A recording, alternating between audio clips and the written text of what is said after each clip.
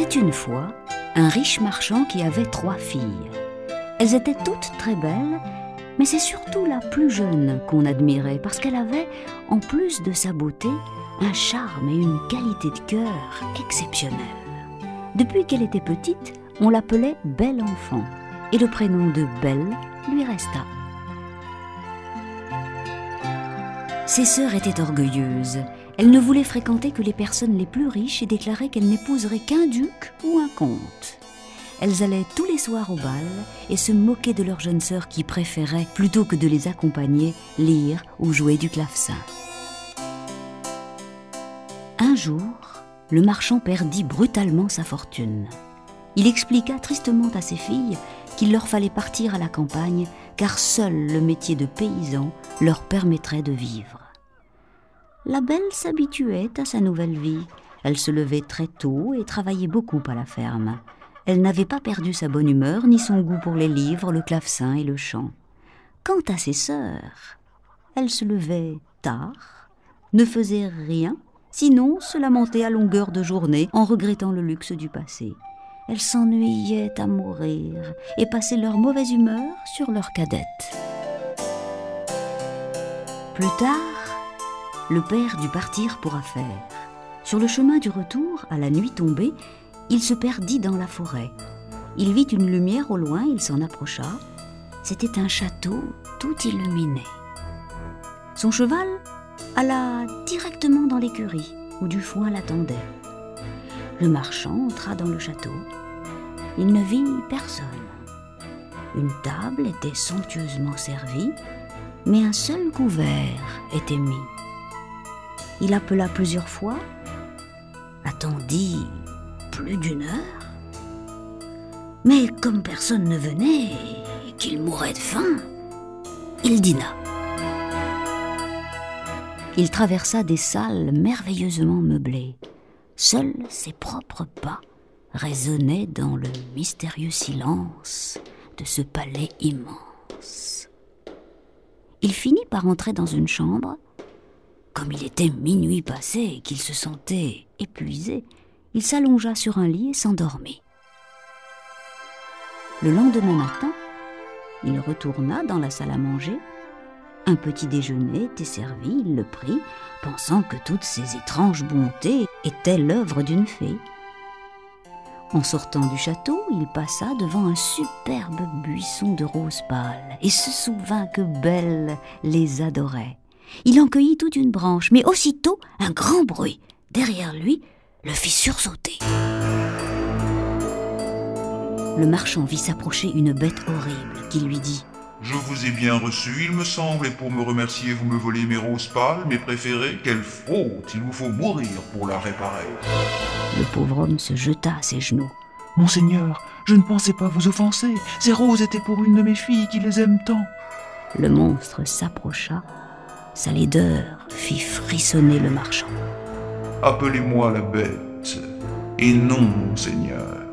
Je n'aime pas les flatteries, mais j'aime que l'on dise ce que l'on pense. Puisque vous avez des filles, poursuivit la bête, je veux bien vous laisser partir, mais à une condition, que vous me rameniez l'une d'elles pour mourir à votre place. » De retour chez lui, le père raconta à ses filles ce qui était arrivé.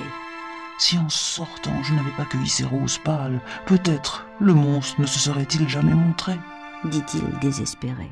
Les 2 sœurs insultèrent la Belle, l'accusant d'être la seule responsable de ce malheur. Mais la petite dit simplement: « Puisque le monstre accepte une de ses filles, c'est moi qui irai et mourrai à la place de notre cher père. » Le père, ému par sa bonté, refusa bien sûr. La Belle le supplia, affirmant qu'elle préférait être dévorée par la bête plutôt que de le perdre. Le père eut beau dire, la Belle voulut partir. Quand il dut l'accompagner jusqu'au palais du monstre, il crut mourir de chagrin. La Belle et son père entrèrent dans le château illuminé. Un repas somptueux était servi dans la salle à manger, et cette fois 2 couverts étaient mis. Quand la bête apparut, Le marchand sursauta. La belle frémit. « Vous êtes bonne d'être venue, la belle, » dit le monstre. « Quant à vous, monsieur, partez demain matin et ne revenez jamais. Bonne nuit, la belle. » « Bonne nuit, la bête, » répondit en tremblant la belle. Et le monstre disparut. Au matin, le père, en étouffant un sanglot, dit adieu à son enfant. Lorsqu'elle fut seule, la belle se laissa d'abord aller à son désespoir, puis elle erra dans le palais au hasard. Elle était certaine d'être dévorée par la bête le soir même. Cependant, elle ne pouvait s'empêcher d'admirer la beauté des lieux. Elle fut étonnée de découvrir une porte sur laquelle il était écrit « Appartement de la belle ». Elle l'ouvrit et fut émerveillée de ce qu'elle y trouva. « Si je n'avais qu'un jour à vivre, » pensa-t-elle, « on n'aurait pas prévu une chambre aussi luxueuse, avec tout ce que j'aime, un clavecin, des livres et des bouquets de roses pâles, mes préférés. »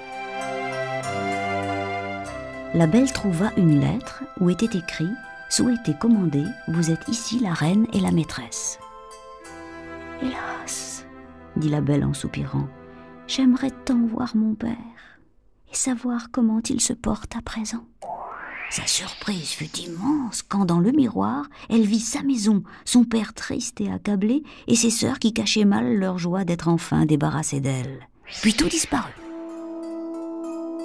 Le soir vint, un dîner somptueux était servi pour la belle.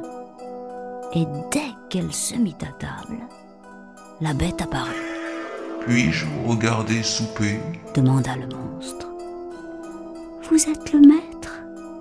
dit la belle, en frissonnant de peur. « Non, c'est vous qui êtes la maîtresse. Je ferai comme vous le souhaiterez. Si je vous ennuie, dites-le moi, je sortirai. » Puis après un temps, la bête ajouta. « Vous me trouvez laid, n'est-ce pas ?» ?»« Oui, » répondit la belle. « Je ne sais mentir, mais je vous crois bon. » La belle avait presque moins peur. Mais lorsque la bête lui dit « La belle, voulez-vous être ma femme ?» elle faillit s'évanouir. La belle fut un moment sans répondre. Tout en craignant la colère du monstre, elle réussit à dire dans un souffle « Non, la bête, non !» Le soupir que poussa alors la bête retentit dans tout le palais. « Bonne nuit, la belle !» dit-il enfin avant de la quitter.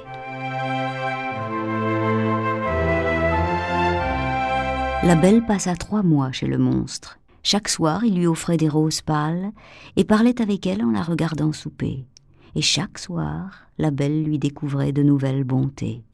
La jeune fille s'habituait à la laideur de la bête. Il n'y avait qu'une chose qui la chagrinait, c'est que toujours avant de partir, la bête lui demandait si elle voulait l'épouser. Un soir, la belle répondit « Je ne pourrai jamais, mais je serai toujours votre amie. » Un jour, la belle vit dans le miroir que son père était tombé malade de tristesse. Alors le soir, elle dit en pleurant à la bête « Laissez-moi revoir mon pauvre père, ou j'en mourrai. Je vous promets que je reviendrai au bout d'1 semaine. » « Si vous ne revenez pas, c'est moi qui en mourrai, » dit la bête. « Vous serez demain chez vous puisque vous le souhaitez. Prenez cette bague. Quand vous voudrez revenir, vous n'aurez qu'à en vous couchant la poser sur une table. Bonne nuit, la belle. » Lorsqu'elle se réveilla, la belle était dans la maison de son père. Ils s'embrassèrent longtemps et avec beaucoup d'émotion. Ses sœurs avaient fini par se faire épouser par des maris qui ne les rendaient pas heureuses. Lorsqu'elles vinrent lui rendre visite, elles durent se retenir de crier de jalousie quand la belle leur raconta avec plein de détails toutes les bontés de la bête. Elle leur dit aussi qu'elle lui avait promis de ne rester qu'1 semaine. Les méchantes sœurs allèrent comploter dans le jardin. « Retenons-la ici plus longtemps, » dit l'une. « La bête sera ivre de colère et la dévorera, » dit l'autre. Elles firent mine d'être si tristes le jour où la belle voulut partir, que la gentille cadette accepta de rester encore un peu. Lors de la 10e nuit passée chez son père, la belle fit un cauchemar affreux. Elle était dans le parc du château, et la bête était couchée sur l'herbe très faible et presque morte. La belle s'éveilla en sanglots.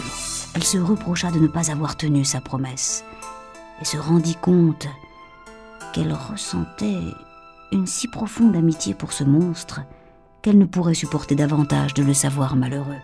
Alors, elle posa sa bague sur la table et se rendormit. Le lendemain, la belle se réveilla au château. En attendant avec une folle impatience 9 heures, l'heure à laquelle la bête avait l'habitude d'apparaître pour le dîner, elle s'habilla, se coiffa magnifiquement. Mais ce soir-là, la bête ne vint pas. La belle attendit un long moment, puis affolée et désespérée, elle courut en appelant la bête dans tout le palais. Elle se souvint soudain de son rêve et se précipita dans le parc. La belle découvrit derrière un buisson la bête évanouie, à demi morte de chagrin. Elle la prit dans ses bras et lui dit en l'inondant de larmes et en l'embrassant encore et encore: « Ne mourrez pas, ma chère bête, ne mourrez pas. Je croyais n'avoir que de l'amitié pour vous, mais je sais maintenant que je ne pourrai vivre sans vous. Ne mourrez pas, je vous aime et je veux vous épouser. » À peine la belle eut-elle prononcé ces mots que le château se mit à briller de 1000 lumières et que la bête disparut. À sa place, un prince au visage beau comme l'amour apparut. « Mais où est la bête ?» demanda la belle. « C'était moi, » dit le prince. « Une méchante fée m'avait condamné à vivre sous cette apparence jusqu'à ce qu'une belle jeune fille accepte de m'épouser. Vous seul pouviez me sauver. Grâce à votre exceptionnelle bonté, vous seul, ma bien-aimée, vous seul. »